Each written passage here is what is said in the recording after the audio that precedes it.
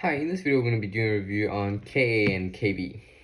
So when a base is formed, we're going to be using Kb. So for example, we have NH3 plus H2O forms NH4 plus OH minus. Since we're forming an OH minus, this one we use Kb. And how do we find Kb? So the conjugate acid of NH3 is NH4 plus. And NH4 plus, we have the given K of 5.6 times 10 to the negative 10th. So Ka of NH4 plus is equal to 5.6 times 10 to the negative 10th. And then we divide Kw by Ka, which will be 1.0 times 10 to the negative 14th divided by 5.6 times 10 to the negative 10th. And if we do that, we'll find 1.0 e to the negative 14th divided by 5.6 e to the negative 10th. That is going to give us Kb of NH3 as 1.79 times 10 to the negative 5th. So you will set that equal to the concentration of OH minus times the concentration of NH4 plus at equilibrium divided by the concentration of NH3 plus at equilibrium. So if you have acid plus H2O, then so if you have a base plus water, and then the water will be donating the proton to the base, that is when you're going to use Kb. Ka is just the opposite. When you have an acid plus water, so the acid will donate the proton to the water, forming H3O plus. So for example, NH4 plus H2O.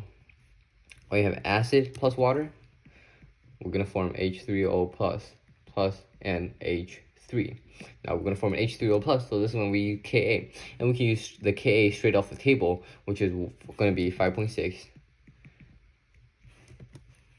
Ka, this time we're going to use K straight up the K of NH4 plus. We don't need to do anything with the conjugate base or anything like that. So it's going to be straight off the table, 5.6 times 10 to the negative 10th, and that will be equal to the concentration of H3O plus times the concentration of NH3, the product divided by the concentration of the reactants, and only NH4 plus will be counted because water is liquid.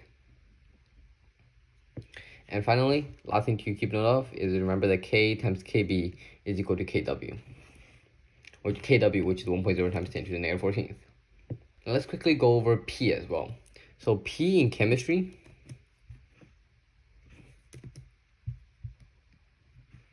P means negative log base of 10 of something. So to find the Ka and Kb, pKa is going to be the negative log of Ka, and pKb is equal to the negative log of Kb. And similarly, Ka is equal to 10 to the negative pKa's power, and Kb is to the 10 to the negative Kb's power. Because log of something is basically log base of 10 something, and we can take the log into an exponent form by keeping the base and using the equation, using what it equals to as the exponent instead of the negative power, because we have negative. pKa is equal to negative log of K, pKb is equal to the negative log of Kb, and pKa plus pKb will be equal to 14.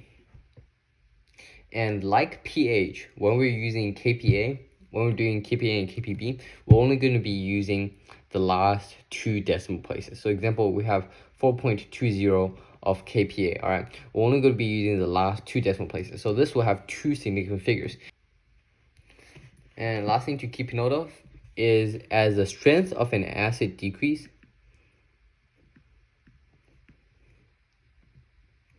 the Ka will also decrease, but the pKa will increase.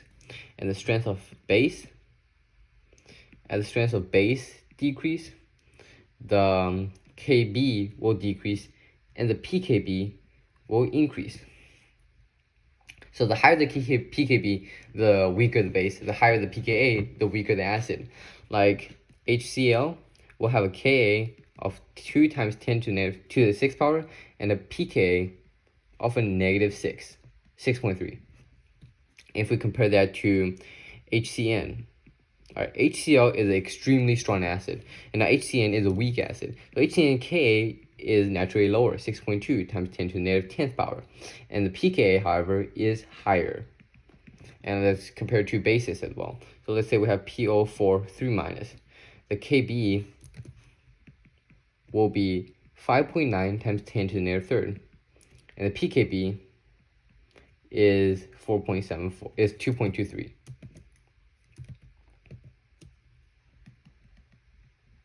Now, N2H4, the Kb is much smaller because it's a weaker base, times 10 to the 7, and the pKb will be higher, 6.02.